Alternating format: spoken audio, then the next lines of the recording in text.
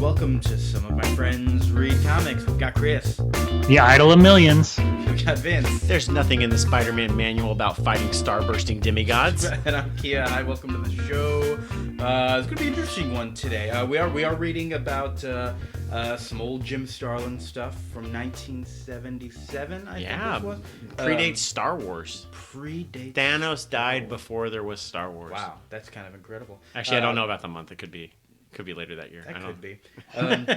We are reading The Death of I almost said Stamos. The Death of Stamos. John Stamos did not die in this issue. The Death of Thanos.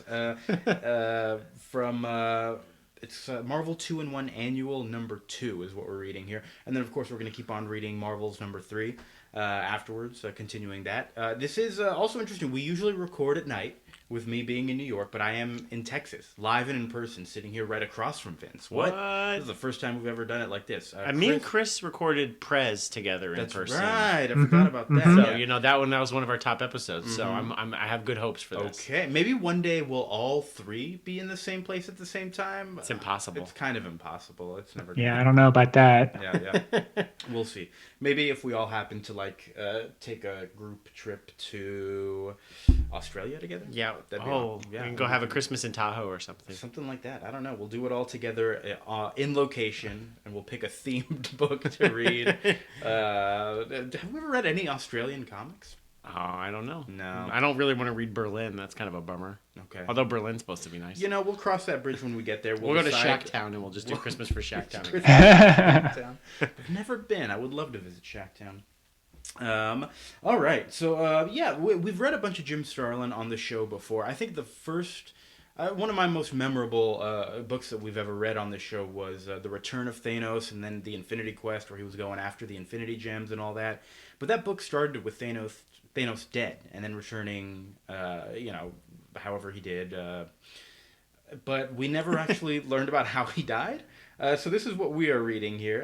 Predated that, I think, when was The Return of Thanos? Like 79? I thought it was like No. 89. 89? Yeah, I was going to say, it was like, Was just that long before, ago? So So he'd been dead for like a decade? He'd been dead Yep. for like a decade. That's amazing. And Starlin managed to not let anybody touch his character?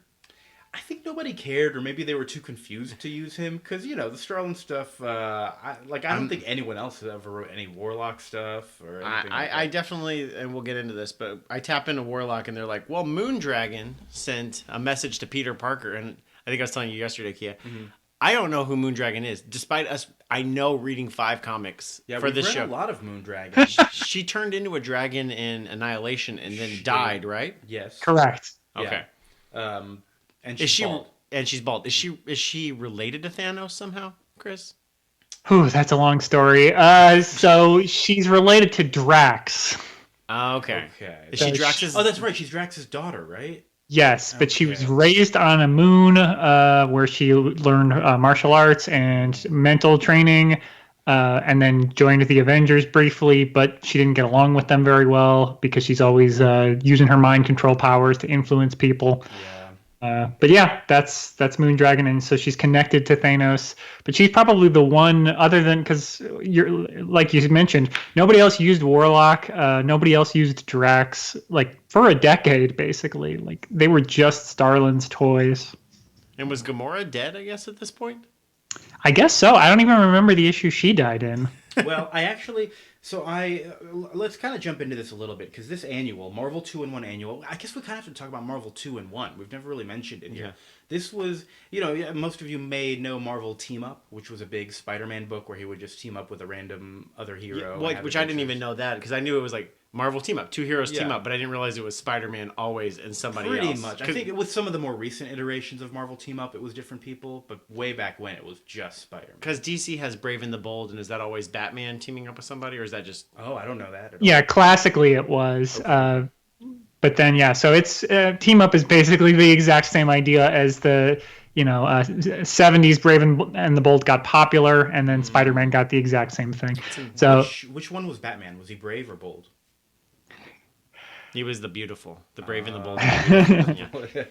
So But yeah, yes. so Spider-Man had a team up, and then we also probably have to reiterate with 2-in-1 was specifically a team up book, but with the Thing, Yeah. because the Thing was like Marvel's like number 2 superhero at this era. Yeah, like I didn't really realize this, but it makes sense. Like he was the mascot for the Mary Marvel Marching Society, which was like the fan club. I Yeah. always see him in the ads and stuff. But like he does have a striking image, so it makes sense that he's kind of a unique look, right? A good popular hero with the kids. Yeah. I don't know. Yeah, I mean, this is up through like 1970. Fantastic Four was like a top 3 book at Marvel, and the editor in chief always wrote it. And yeah, the Thing was kind of the most popular character in the Fantastic Four, so he got a spin-off book. That makes sense. I guess for the longest time, Johnny Storm had that spin-off in Strange Tales, where he was just kind of doing his own thing before that became a Doctor Strange book. Right. So. Yeah, lots of spin-offs here. See who's popular. So yeah, The Thing had his own team-up book, and this annual is The Thing and Spider-Man teaming up together to take on Thanos. But the very first panel in this book says, whoa, hold on, don't read this yet. Make sure you've read Avengers Annual number 7 first, on sale now. I did not read that. Vince, You were really concerned about it. You were like, I was. And I go, I'm not gonna do this. I was in a Walmart line waiting to check out. Because it's the week of Christmas and it was a long checkout line. I'm like, I can read some Marvel comics right now, and then they proceeded to just spend the next 7 pages recapping that issue. So I don't think we missed much, unless Chris, you did your due diligence and actually read it. No, I mean, I've read it before. It's a good issue, but yeah, if you want the characterization of the Avengers helping Warlock, you'll get it in that book because they have like 3 lines in this book. But yeah, that's more their fight against Thanos, which they lose, which was an interesting sort of lead into this one. I did kind of flip through the first few pages here, and it does have Adam Warlock talking to Gamora, who is like dying, like it's her last breath, and so I guess so she just died. She just died, yeah. And we get this whole recap, which is psychically sent to Spider-Man by. Is it Moondragon and some other floating heads in space? Who are these Lord floating... Chaos and Master Shake. Master Chief? Master Shake? I don't think it's any of those. Master Order. Order, and yes. they were in that Infinity stuff we read, I remember, yeah. I mean, I did think it was kind of weird that, like... Okay, well, obviously, like, a huge crisis. All the Avengers are now, like, in stasis in a museum for Thanos. Mm-hmm. Who are we going to contact? Spider-Man, who has no way to get to space. It's kind of rude. Like, that's like I don't have powers, but like if they came to me and be like, "Hey, solve this problem," or Tom Holland even, I'm like, to Spider-Man's credit, he's like, "Well, I should go talk to the Thing." Right. Well, no. Okay. Yeah. So they psychically recap the last annual for Spider-Man in his head while like in a dream, and he wakes up and goes, "Whoa, the Avengers are captured by Thanos, and Warlock is dead. I gotta go help them." So he goes to the Fantastic Four, the Baxter Buildings, and the only person there is the Thing. I don't think he was specifically looking for the Thing. But he's the only one who's there, and they have like a lot of banter back and forth. This is probably like one of the more interesting little exchanges in this comic of just Thing being like, "Hey, how'd you break in? You made me swallow my cigar, you freaking asshole." Well, he was either watching or reading Salem's Lot. I don't remember which one. He was reading it. He's just reading a book, smoking a cigar. It's a nice and life. then Spider-Man rolls into his home. Mm-hmm. I do like how the book, like Lampshades, like Spider-Man's even like, "Why did she pick me? This was a really bad idea." Mm-hmm. I guess we didn't even go over what like Thanos' like plot was. Is that he killed Warlock so he could steal the Soul Gem, right? Because his plan was, and I love this because it's stupid. His plan was to extinguish all the stars in the night sky, which I don't know whose night sky because that just sounds like all the stars. That's all the stars. Period. Yeah. And at what time of year? But it's one, a cool dumb desire, and then 2, his plan didn't work. Like I did everything I was supposed to do, and it still failed, which is really kind of like a cool.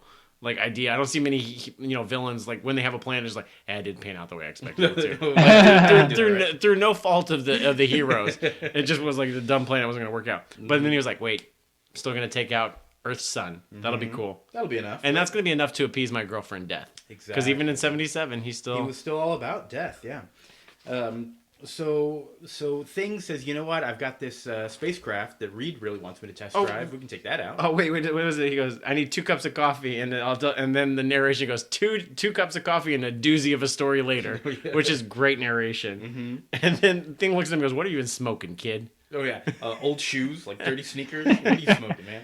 Also, Vince, I think one of your favorite panels of the week is when Spider-Man, like, a thing is just, like, pissed that he's broken into his home and finally just says, "Shut up!" But it's like in like stupid like bubbly letters. Like the lettering is real fun. It's not like a real word fun, It's like yeah. it's almost like a cat saying like "hang in there," but like in like fun like puffy letters. It's amazing. Yeah, that is one of my panels of the week. The other one was Thanos cackling in front of all the heroes he's caught, like which is one of the first few pages. That's good art. It's good art. Yeah, I like to jumping ahead when Thanos is like, "Uh-oh, you almost got me to monologue, Spider-Man. Nice try." Well, we're coming up on some of my favorite art in this whole thing is when the Thing and Spider-Man actually get to outer space. I don't know why they don't wait for Reed and Sue and Johnny. They don't really even explain where they are, do they? They do. I don't remember what it was, but they definitely say like where they are. I missed it. But they're like, yeah, let's just head out there. And they start. Well, fighting. he doesn't believe him either. He's like, "Fine, come on, let's just go to space. Yeah. I'll check this out for this dumb teenager." Mm-hmm. I guess he's probably in his 20s at this point. Yeah. But they just start fighting all of Thanos' goons, which are like just various. They're all designed very differently, and all like they don't need to be. This is more work on Jim Starlin's. But I love it. Yeah. Like I mean, there's like a dragon and an owl person. The owl person is just like whoa, and like kind of like a Wendigo looking thing. Mm-hmm. A big old serpent. I'm on board. I'm absolutely on board, and I really like it because yeah, absolutely could just drawn like 7 henchmen, 7 stormtroopers, faceless, like a Hydra agent, and just called it a day. Nope. But he didn't, and I'm kind of sad these dudes weren't in Endgame or Infinity War. Yeah. Like to Hickman's credit, he did create the Black Order to give like some type of like visual distinction to like Thanos's like lead henchman. So like at least you're like, oh, I don't like that skinny dude. I'm glad that he's dead. But man, if this owl person had been, and maybe they are in Infinity War Endgame, I'd be like, hell yeah. Yeah, I want a whole comic of these owl people in particular. Yeah. They were good design. I like the one. There's one that's just he's wearing gold armor with like blue underpants over it, and just has a toucan head. Yeah, that guy was cool too. A lot of bird people, man. I want just a Marvel comic of just the bird people. Do you think he's got like a regular humanoid body under that, or is he like a bird who's piloting a mechanical man suit? Whoa. I would love to see that. I'm sure we would find out then. Didn't you, Chris? Was it Alpha Flight we were talking about that clearly John Byrne just drew like people to fill out the background, and then they were filled out as characters like years later? Right. Yeah. The weapon, whatever it was, Weapon Omega, the like C team of Alpha Flight then created Wild Child and a couple of other minor characters. While this fight is happening, we see that Warlock is still alive. He is basically living like inside the Soul Gem with Gamera and Pip the Troll and a few other people who I guess were maybe bad guys or something like that. I'm not sure how this whole thing is working. One of them I recognize, the one where his head is like 7/8 of his body. I remember when Warlock killed that guy, but the rest of them are just goons. All right, just a bunch of goons, and Spider-Man is not doing too well. Thanos, for whatever reason, does not want to like kill or trap Spider-Man and Thing the way he has trapped all the other Avengers here. I guess, do we need to really roll call the Avengers? We got Captain America, Thor, Scarlet Witch, Vision, and Beast. Yes, we do have Beast, which my son was reading. He looked over my shoulder while I was reading this, and he goes, "Beast is not an Avenger." And then he came up with his own headcanon that the Hulk was hiding, and he painted himself blue so people wouldn't be scared of him because they're scared of the Hulk. They're not scared of Beast. This was his. That's and good then they go, headcanon. and then for some reason he also then did his hair like Wolverine. This is Bruce's entire headcanon of why Beast is in this book. I'm like, okay, bro, Makes sense. Yeah, the real story is much longer, so fine. But yeah, Spider-Man basically says, "You know what? We're not gonna win. I'm gonna get out of here." he just bails. He bails. Well, Thanos beats up the Thing, and then he's like, "Nope, not gonna win." And then he's like, "Wait a sec, everybody's gonna die. If I do that, I'm gonna die regardless. I'm gonna be a dead spider." But I guess I'll go back. I'll try. He's like, "Well, I can't beat him though. You know who can? Probably the Avengers. Maybe just Thor, but I guess I'll free all the Avengers. Which then I thought was, and it happens immediately, but I was like taking my notes. I'm like, oh, this is a cool way to turn, like, Thor then becomes your MacGuffin of your story. Of like, I have to get to Thor because then that's what will win the day. Right. That didn't obviously happen, but I thought that was cool. No, yeah, he frees the Avengers, but Thanos is still too powerful. Well, and Thanos gets Thanos like beats up, he's still looking for Spider-Man. And Spider-Man's like, even 42 years ago, he says, maybe I'm getting too old for this gig. 42 years ago, Spider-Man said that he's probably too old for this gig. And then Thanos is a little butthurt. And he's like, Spider-Man's lame. I don't even want him in my superhero tableau. Like, I don't even want to catch him because he's stupid. Yeah. What a wimp running away. He's not worth it. Yeah. So then all the Avengers are freed. And somehow Thing comes back from having the shit beaten out of him. And he calls Thanos a purple puss. He said that? I missed that. He called him purple puss, which I think we should start tracking, like, insults for this show. Purple puss. Purple puss. Great. And Iron Man is fighting, and Cap is talking. He goes, "Let's talk in Cap. More old fashioned jaw busting." It's a good old fashioned brawl. There's a lot of brawling in this. It doesn't quite seem as involved as a lot of Starlin's other stuff that we've read. It's a little bit more of a simple like beat 'em up kind of plot, right? Despite being 35 pages, this was a very long issue. It was a long issue. It was a very long issue. But it does that classic thing, Chris, I think you talk about with X-Men, where they have to explain what their powers are each time, and Vision with his eye beams will now attack them. And that was a really cool panel, because like the perspective of that was just like really, really cool. I took a screen grab of it. I think I know what you're talking about. I do like the whole visuals in all this are really nice. I particularly like when Thanos has some eye beams that he uses. I didn't know Thanos had eye beams, but apparently. Where he's blasting Thor and Thing away, and I really like that panel a lot. Yeah, this panel. A Vision. Oh, blasting that serpent. Yeah, that's a real cool panel. On page 27 on Unlimited. It's real dope. Yeah. And it's funny, too, because like Scarlet Witch's powers, which probably would take the longest to explain, they just don't. Hex powers, that's it. They're still kind of losing this whole thing. There's still a lot of goons overwhelming them. And Spider-Man gets a psychic message again. Or like just not necessarily a message, just like an intuition kind of thing that's like, oh, I gotta go knock over that soul gem. Yes, why is the soul gem here? When did Thanos have a time to put it into this little fishbowl? I don't know. Doesn't matter right now. Which, like and even when he finally knocks over, he's like, I did it. Wait, what did I do? Why did I do that? And the thing is it's not like Stan Lee not having confidence in his artist, so he writes lines to like fit the thing. Like Starlin wrote and drew this, right. So like he drew this, and then he's like, "Wait, this doesn't make any sense. I can fix this with my script. I got this." There's a lot of lampshading in this book of like every time I have a question of like, why did they call Spider-Man? Spider-Man asks like, "Why'd you call me?" Or like, "Why is this here? Why did Thanos have time?" They say those things, which is a kind of a cliche, and I guess you get away with it. Well, I think like Order and Chaos do a lot of talking about like it's destiny, like this is how it has to be. Yeah, which is enough of an explanation. It's like, oh, that's how it is because that's how it has to be. Yeah, great. Yeah, well, and I don't know, maybe I'm reading too much into it, but considering I think Marvel was like, okay, Warlock's been canceled. We'll let you wrap up these storylines, but you have to use our popular characters. You can't just write about characters nobody cares about and expect it to sell. So he's like, okay, it'll be about the Thing, I guess, and Spider-Man. But then it's really not. It's really about not. Warlock and Thanos. Spider-Man knocks over the soul gem, and Warlock, but like in a flaming kind of form, comes out, which is a pretty cool look. But there's no fight, though. There's no fight. It's Warlock out of Soul Gem. 4 panels later, Thanos is dead. Super Deus Ex Machina style. Turns Thanos into stone. Bam. And I love the heroes not knowing each other. That Spider-Man frees Warlock, and he's like, who are you? Who's this guy?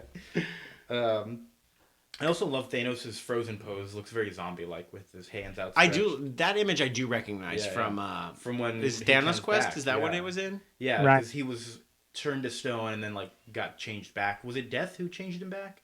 Or I think so. That sounds right. It's been a while since we've read this entire story out of complete order. Yeah, but it's okay. It makes enough sense, right? I don't know. I feel like with comics, like I've done a pretty good job. Like even with like Gamora dying here, we were like, when did she die? Like, well, the story said she's dead, and apparently it was just previous issue, but she could have been dead for 5 years, and I would not have known or cared. Well, it must have been somewhere else too, because they like. I want to know where it must have been the end of Warlock, I guess, Yeah. where maybe she died, and so beginning of that last annual. But either way, I think this book does a pretty good job of Yeah. like letting me know like this is the status quo for these characters that you're reading 40 years later. Like I'm like, oh okay. Yeah. Like I don't know when they died, but apparently they're dead. Just roll with it. Spider-Man's at this stage of his life. Okay, cool. Yeah, they have a nice little. So they're done fighting Thanos. Everything's okay. They have a nice little kind of service for Warlock. I wasn't clear that Warlock died after that fight. Well, there's no line that says like, and it's now not I that- must return to my home. It's not that Warlock died after the fight. It's that he had died before and just kind of temporarily showed up out of the Soul Gem Okay. to stop Thanos. Right? It was like he got a message like, "Oh, I have to go back to the real world for one last thing." And then goes back into the gem with Gamora and Pip the Troll, and they're like, "Okay, we can be dead forever." And now." then everybody's kind of bummed now that he's dead. Yeah, they have the little the gravestone says 1967 to 1977. Died at the ripe old age of 10. Oh, Poor Adam Warlock. Which is funny because that's the year he debuted in Fantastic Four, so that's 10 years of publishing order. So he would not even be 10. Right. he's what 2.5 by Marvel time because then like 4 years equals 1 year kind of thing. That sounds about right. Yep. Poor Adam Warlock. We hardly knew you. He'll never be back ever, and neither will Thanos. My first brush with Warlock was Greg Pak's like relaunch in like 04, 05. It like a 4-issue miniseries. So I thought Warlock was like a new character. So I was very confused because it didn't reference his past at all. No. Really? Yeah. I don't remember that series. I remember the Thanos series referenced Thanos' past a lot from around that time, but I think Starlin wrote that. So Yeah, that sounds about right. Mm-hmm. But yeah, Captain Marvel also present at Adam Warlock's grave. Watch out, buddy. You're next. Oh, yeah. So that's right. wait, that ship though, what is it like the something 3? I can't remember. Is that the same ship that's on the Death of Marvel that they get up going back to? Something free. I don't remember. What was the name of the ship that they were on? It was I think that ship's been used before or since, but I don't remember when. I think that the ship has Sanctuary failed. 3. The Sanctuary 3. No. I feel like that's where like Captain Marvel's funeral was, where I made fun of like, how does Spider-Man know this guy, and how does Luke Cage know them? Well, Yeah, I think they did go back to his spaceship for that story. It makes sense. I do remember it being on a spaceship that had like a staircase. And like a reflective floor. Yeah. Interesting. Yeah. And that's the time that Iron Fist and Luke Cage got to go to space for some reason. For some reason. I'm sure we'll read another book and then we're like, okay, well, we were Yeah. clearly wrong now. Yeah. Luke and Iron Fist go to Cage. There'll be go to Cage, go to space.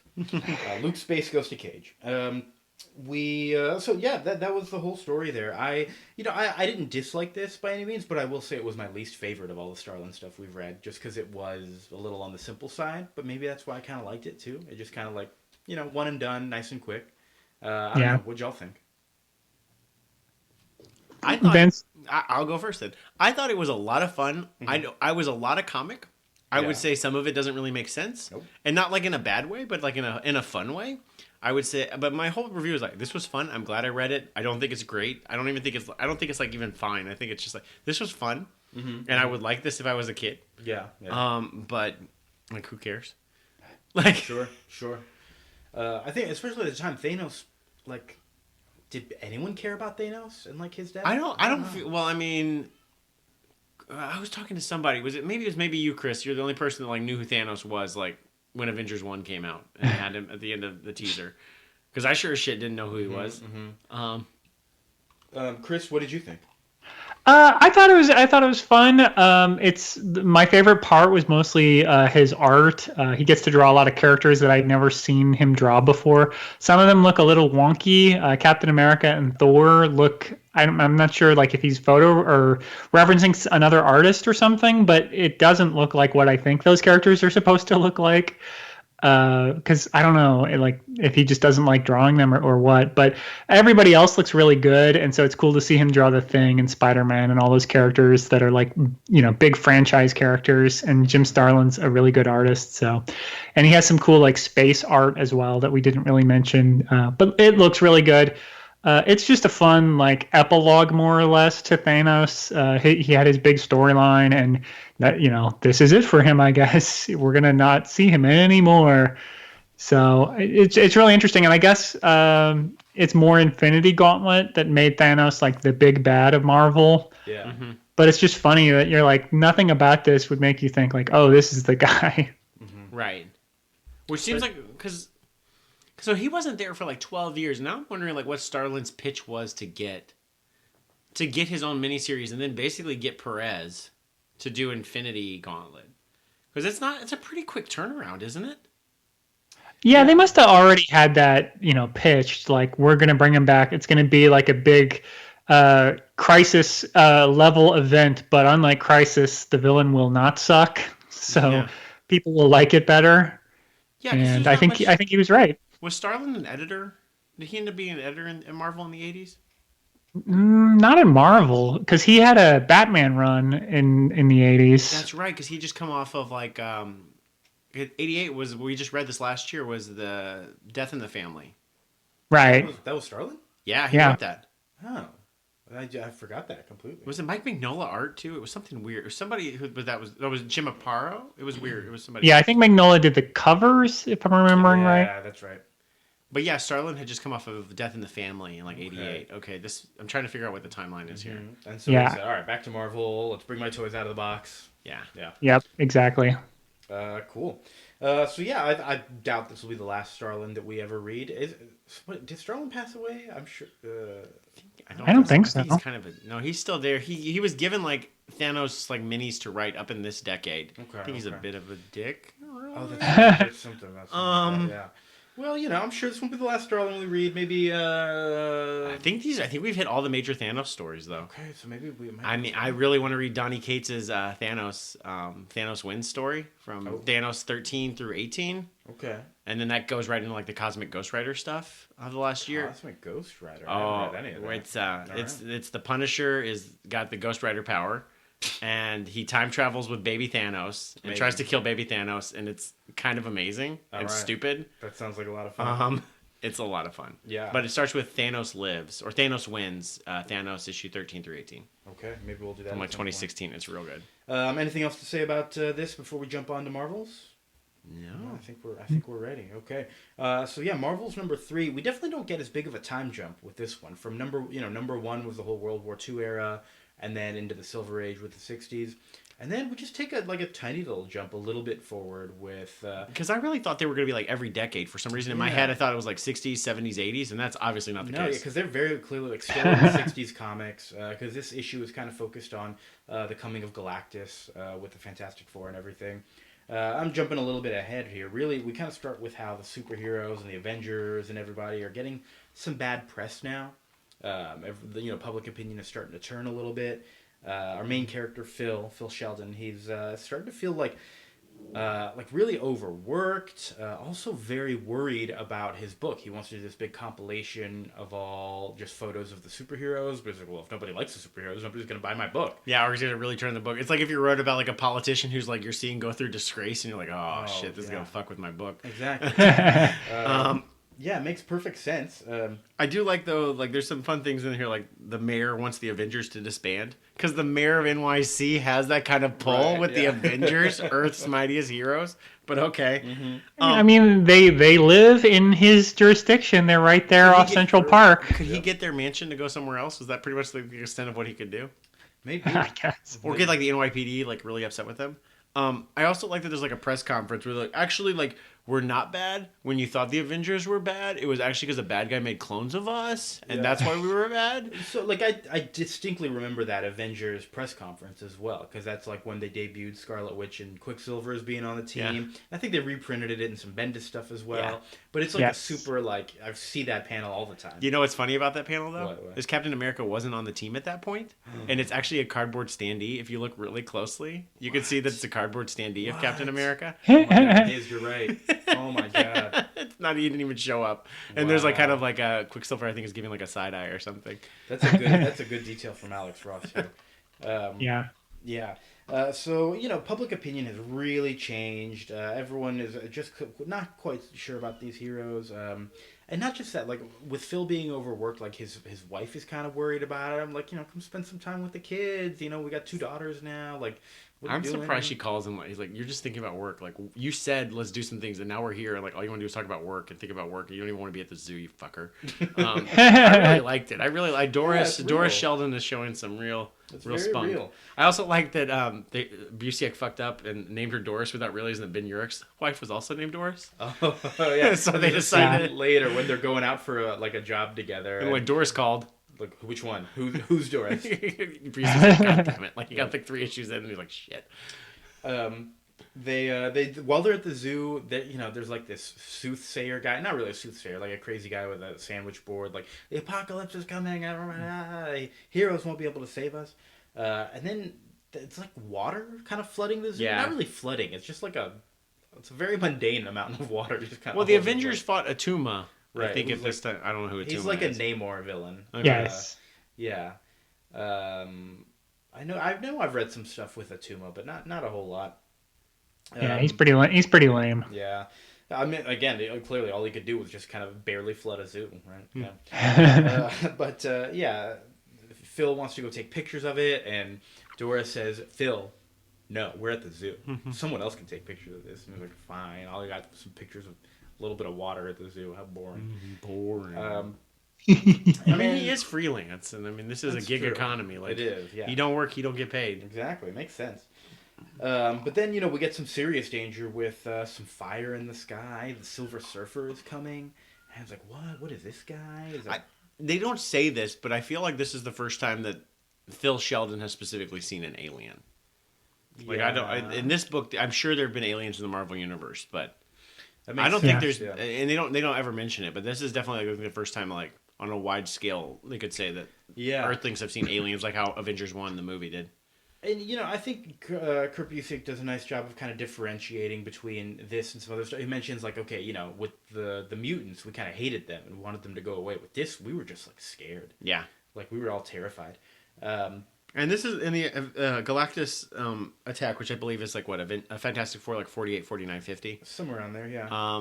It takes up the bulk of the page count of this because these are all like about like 44 pages, and this is I think it starts like on page like 12 or 13 and pretty much carries through the rest of the book. So this is unlike trying to show like a wide swath of Marvel history. This one is like a point in time. It's a lot more focused, yeah. There is some trivia there that that happens before that, which is Phil meets Peter Parker for the first time that we see. Right. And Peter Parker says, "Oh, there is Spider-Man was fighting the looter. There's some great pictures that make Spider-Man look bad." I love that. I love that.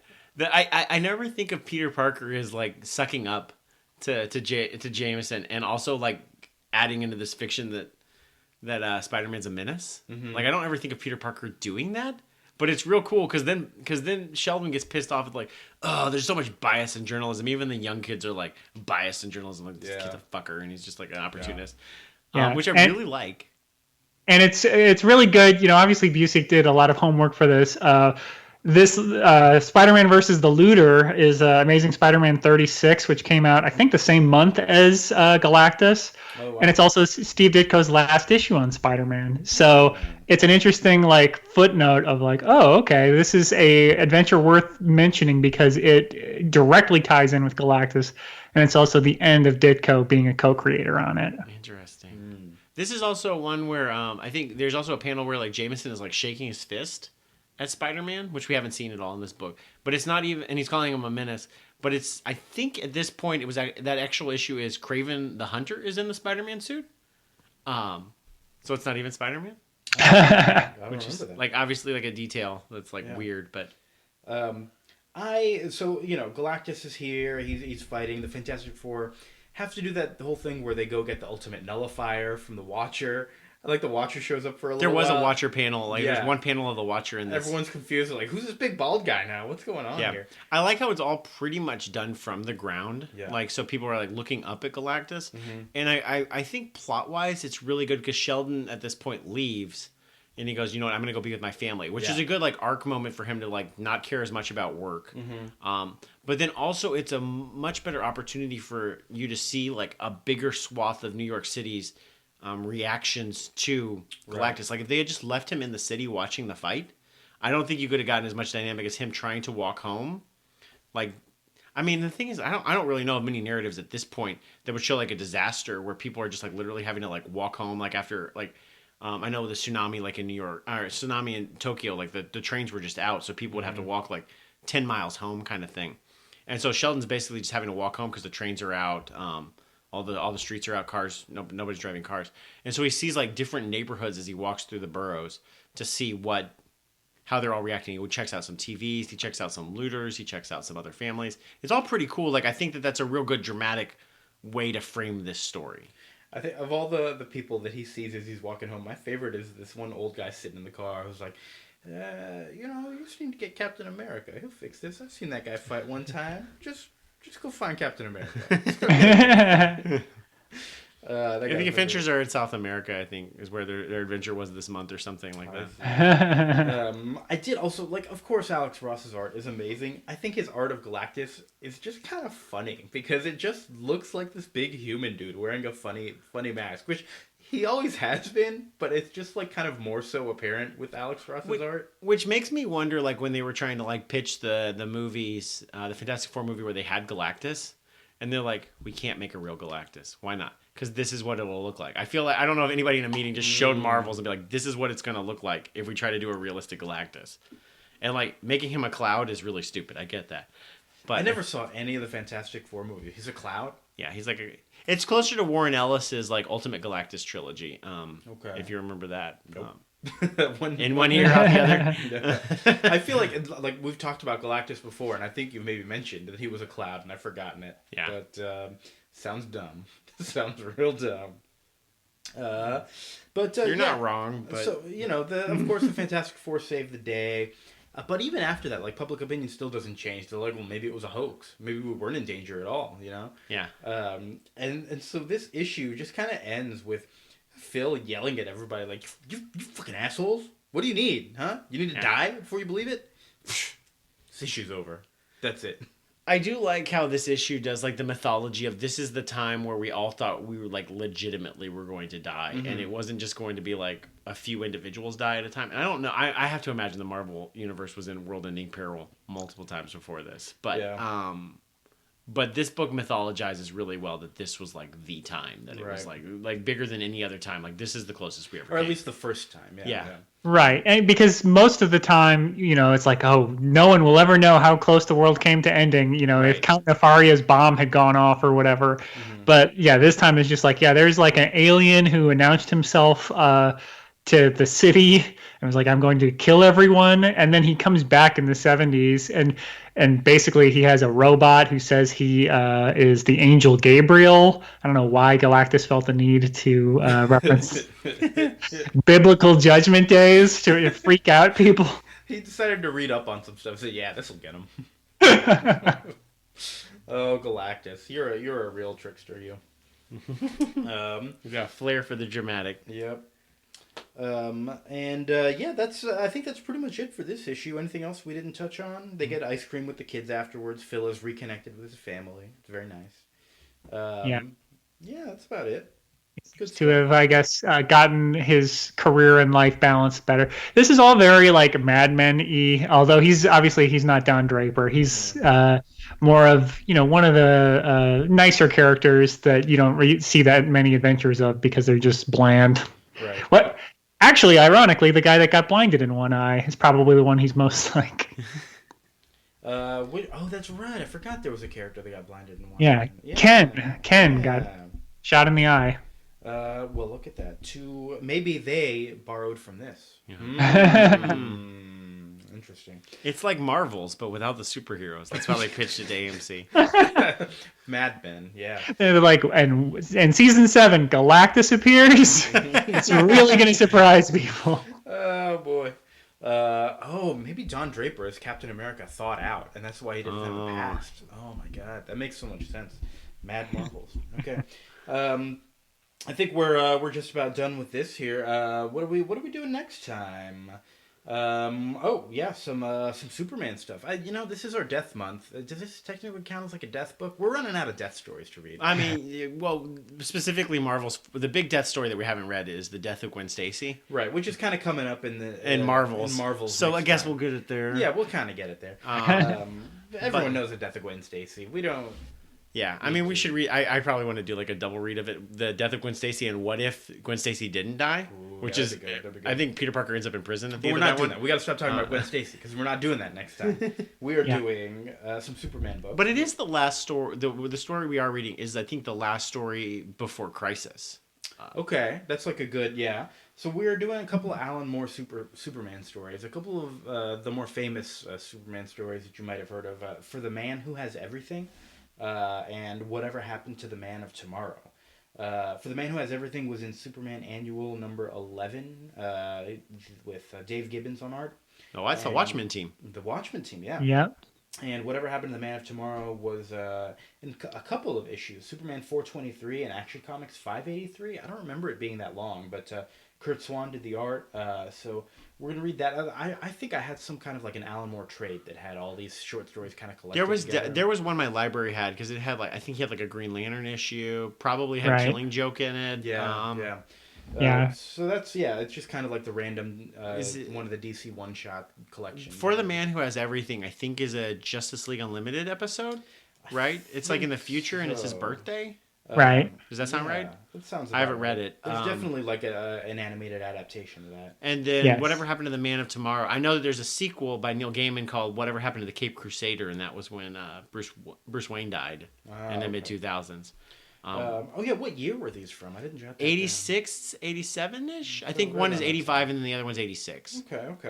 Yeah. So the And it's before the relaunch with John Byrne of Action Comics and Superman becoming the modern DC universe. Great. So this is a crisis that already happened, but this is the last Silver Age Superman. So it's kind of like a little death. a Little bit of a death A month. little bit of a death month. Great. We'll keep it going.